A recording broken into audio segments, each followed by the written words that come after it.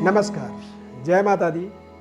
मैं श्वरविंद दिव्यव्रत ज्ञान चैनल में आपका बहुत बहुत हार्दिक स्वागत करता हूं। 27 मार्च से लेकर के 2 अप्रैल के मध्य का जो सप्ताह है, साप्ताहिक राशिफल का विश्लेषण आपको बताएंगे आपके जन्म राशि के आधार पर। इस समय में नवरात्रि का अंतिम समय होगा इस सप्ताह के अंदर, और एक नया वर्ष कह सकते हैं कि अब प्रारंभ हो चुका है, नया संवत्सर। और नए संवत्सर के अनुसार जो नया वर्ष हमारा प्रारंभ हुआ है, उसका एक तरह से ये दूसरा सप्ताह है। गोचर ग्रहों का प्रभाव आपके जीवन में कितनी बेहतर आपके लिए काम कर रहे हैं, बदलते हुए समीकरण में आपको क्या सावधानी रखनी चाहिए, माता रानी की संपूर्ण कृपा के लिए मां सिद्धदात्री की पूजा किस विधि से आपको करनी चाहिए, कोशिश करेंगे कि राशिफल के साथ सिद्धि प्रदान करने वाली माता को किस तरह से आप अपने जीवन में उनका स्वागत करें, मोस्ट वेलकम करें। पूरे सप्ताह में किस तरह से आप अपने रणनीतियों का इस्तेमाल करें, जिससे आप आर्थिक, पारिवारिक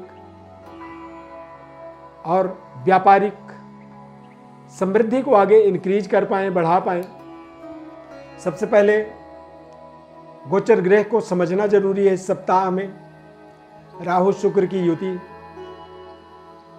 वृष मिथुन कर्क राशि में चंद्रमा गोचर करेंगे, मंगल आपके मिथुन राशि में, और सूर्य बुध गुरु मीन राशि में रहेंगे, शनि कुंभ राशि में और केतु तुला राशि में गोचर करेंगे। इस गोचर चार्ट के माध्यम से ही सभी नवग्रह 12 राशियों का आपको राशिफल बताएंगे। चैनल में पहली बार जुड़ रहे हैं तो चैनल को आप सब्सक्राइब जरूर करें और ज़्यादा से ज़्यादा लोगों को शेयर भी करें। फेसबुक पेज पर देख रहे हैं तो पेज को लाइक अवश्य कर लें। अब बात करेंगे इस सप्ताह में, यानी कि 27 मार्च से 2 अप्रैल के बीच के सप्ताह का मेष राशि। मेष राशि के जातकों के जीवन में चंद्रमा का गोचर अनुकूलता प्रदान करेगा, लेकिन कुछ पारिवारिक जिम्मेदारियां बढ़ेंगी, धन को लेकर के थोड़ा सा तनाव रहेगा। इस सप्ताह में आपको अपने वाणी पर संयम रखना होगा, और अपने क्रोध पर यदि आप संयम रख पाए, यही आपकी सबसे बड़ी भगवती के चरणों में समर्पण भाव होना चाहिए। इससे माता सिद्धदात्री की कृपा, 9 देवियों की कृपा आपके जीवन में बनती है, और आप अपने जीवन में नए तरीके की समृद्धि के लिए नई ऊर्जा, नए आत्मबल को प्राप्त करते हैं। वृषभ राशि। वृषभ राशि वाले जातकों के लिए ये नवरात्रि नए तरीके की पद प्रतिष्ठा और नए नए कार्यों को शुभारंभ करने के लिए आप मान सकते हैं, और भगवती की कृपा के लिए जो आप नए कार्य करेंगे वो समाज के कल्याण के लिए हो, लोगों के कल्याणार्थ आपको एक संकल्प बनाना है, और वो संकल्प आप भगवती के चरणों में समर्पित करते हैं, तो निश्चित रूप से ये सप्ताह और आने वाला जो जीवन है वो आपका बेहद कल्याणकारी और मंगलमयी साबित हो सकता है। मिथुन राशि। मिथुन राशि वाले जातकों के लिए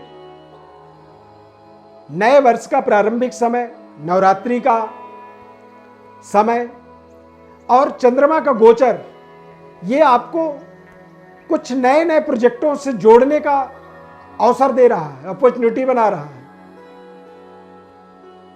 यदि कोई अवसर मिल रहा है तो वहां पर आपको हार्ड वर्क करना होगा, कठिन परिश्रम, मेहनत करना होगा, और जब आप मेहनत करोगे तो आपको जरूर सफलता मिलेगी। कहते हैं सच्चे भाव से, निष्काम भाव से जब हम अपने कार्यों को, अपने कर्म को करते हैं, तो हमारे जीवन का सबसे बड़ा वो हमारा सिद्धांत ही बन जाता है। तो अपने निस्वार्थ भाव को भगवती के चरणों में समर्पित करें और अपने जीवन की सफलता की नए परिभाषा को अपने जीवन में महसूस करें। कर्क राशि। कर्क राशि वाले जातकों के लिए चंद्रमा का गोचर बेहद लाभदायक रहने वाला है। इस नवरात्रि के अंदर आपको आपके मनपसंद कार्यों की सफलता की वरदान आपको माता रानी से प्राप्त हो रही है।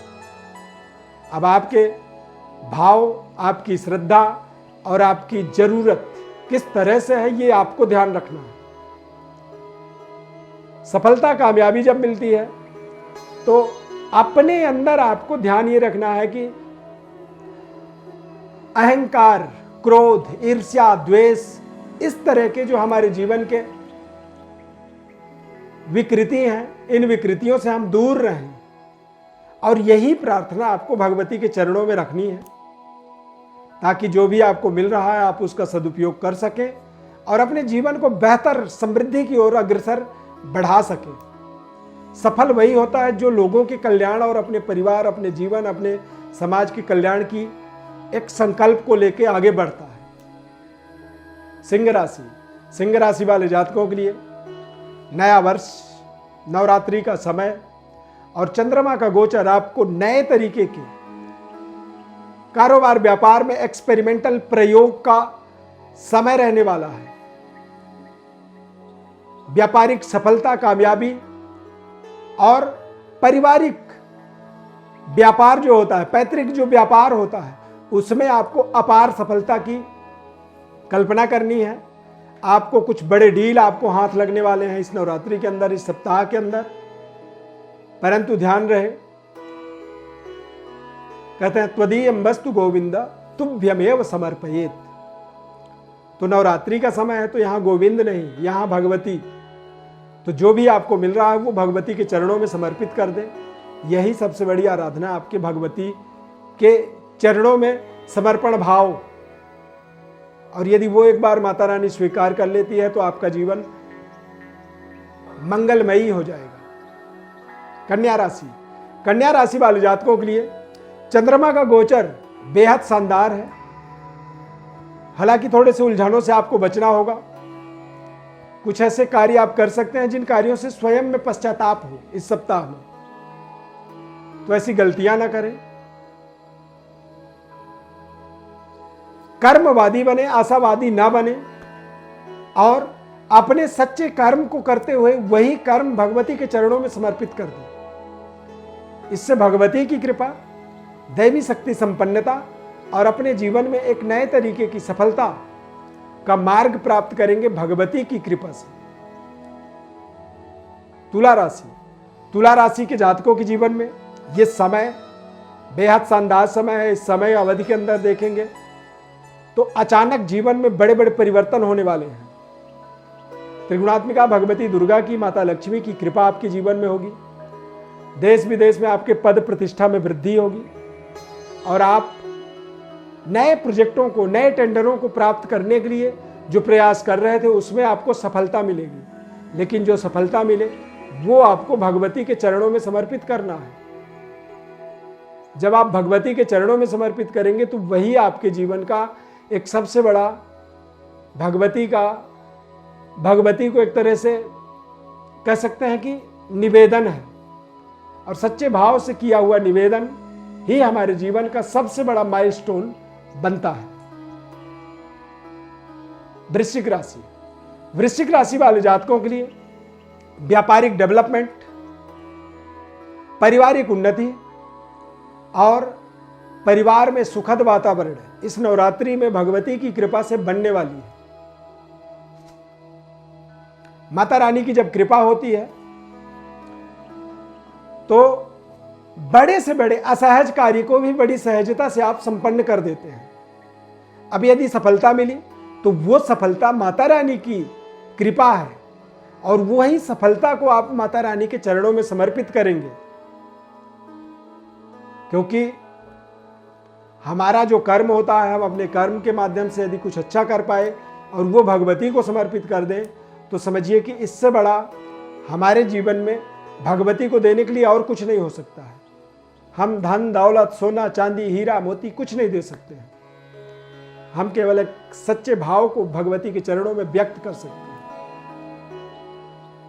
वात्सल्य प्रेम को हम वहां पर विस्तार कर सकते हैं। माँ और बेटे की एक जो सानिध्य होता है उसको बढ़ा सकते हैं।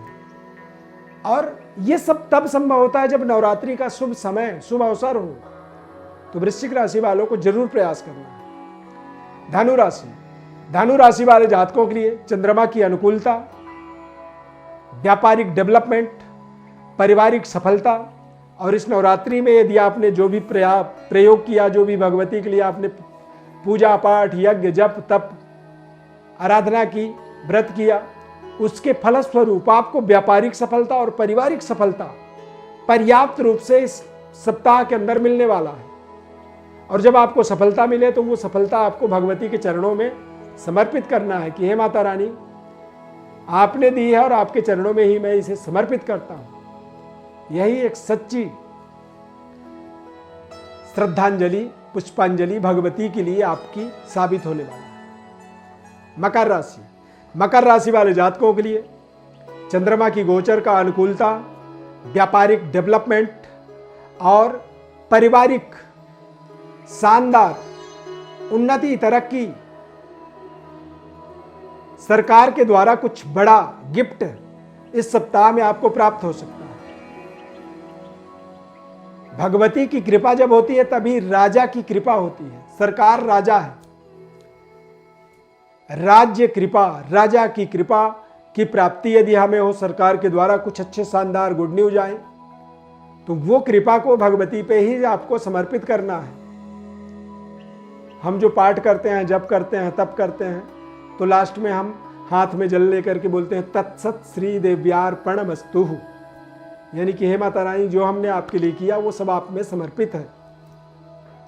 तो आपको अपनी सफलता को समर्पित करना होगा मकर राशि वालों को। यही आपकी सबसे बड़ी उपासना है इस नवरात्रि का। कुंभ राशि, कुंभ राशि वाले जातकों के लिए चंद्रमा की अनुकूलता, चंद्रमा का गोचर और नए वर्ष का एक शानदार शुभारंभ, सफलता के शुभ संयोग आपके जीवन में बनेंगे इस सप्ताह में। इस सप्ताह में कुछ अच्छे शुभ सगुन आपके जीवन में होने वाले हैं। और यदि शुभ हो रहा है तो कहते हैं शुभम करोतु कल्याणम। यदि शुभ लक्षण दिख रहे हैं तो वो कल्याण के लिए ही दिखते हैं। तो सारी शुभता भगवती के चरणों में समर्पित कर दें, क्योंकि इस दुनिया में सबसे बड़ी शुभ की देवी त्रिगुणात्मिका भगवती दुर्गा है। और उनके चरणों में जब आप अपनी शुभता को प्रदान करेंगे तो वो उससे बड़ा कोई श्रद्धांजलि, पुष्पांजलि आपके तरफ से नहीं हो सकता है। मीन राशि, मीन राशि वाले जातकों के लिए बेहद शानदार समय, लाभदायक समय, चंद्रमा की अनुकूलता और चंद्रमा का जो गोचर है ये थोड़ा सा आपको पैसों को लेकर के तनाव आपके मानसिक रूप से बना सकता है। थोड़े से स्वास्थ्य का भी आपको ध्यान रखना होगा। और स्वस्थ तंदुरुस्त होकर के जब हम भगवती की आराधना करते हैं तो वो हमारे लिए ज्यादा कल्याणकारी होता है। बशर्ते यदि हम बीमार हैं, परेशान हैं और फिर भी ध्यान कर रहे हैं, पूजा कर रहे हैं, पाठ कर रहे हैं, तो वो थोड़ा सा हमारे लिए उतनी ज्यादा महत्वपूर्ण नहीं होता है। तो अपने स्वास्थ्य की, अपने सेहत की सफलता के लिए भगवती से प्रे करना है, प्रार्थना करना है। और जो भी आपको सफलता मिले वो सफलता सारी भगवती के चरणों में समर्पित करेंगे, तो वही सबसे बड़ी आपकी उपासना साबित होने वाली है इस नवरात्रि में, नए वर्ष का प्रारंभिक समय के अंदर। और ये जो सप्ताह है, ये सप्ताह आपके लिए विशेष कल्याणकारी साबित हो सकता है। प्रिय दर्शकों, जन्म राशि के आधार पर बेहद शुभ समय, नया वर्ष, नवरात्रि का समय और ऐसे पावन पर्व के अंदर चंद्रमा, सूर्य, मंगल, इनको समझने के बजाय हम यदि भगवती के चरणों पे अपना दिमाग को कंसंट्रेट करें, एकाग्र बनाएं, कलौ चंडी विनायकौ, तो यही हमारे जीवन का एक सर्वोपरि लक्ष्य हो सकता है, सर्वोपरि सफलता हो सकती है। ज्योतिष परामर्श चाहते हैं, किसी तरह कोई सवाल है, अपार तपस्या के बाद भी हमें सफलता नहीं मिल पा रही है, तो जरूर हमारे व्हाट्सएप पर अपनी बड़ी डिटेल भेजें, हमारे साथ जुड़ें। निःशुल्क विश्लेषण आपको हमारे द्वारा बताया जाएगा। चैनल को आप सब्सक्राइब जरूर करें, ज़्यादा से ज़्यादा लोगों को कार्यक्रम को शेयर करें। ऐसे ही हमारे साथ आप जुड़े रहें। बहुत बहुत धन्यवाद। जय माता दी।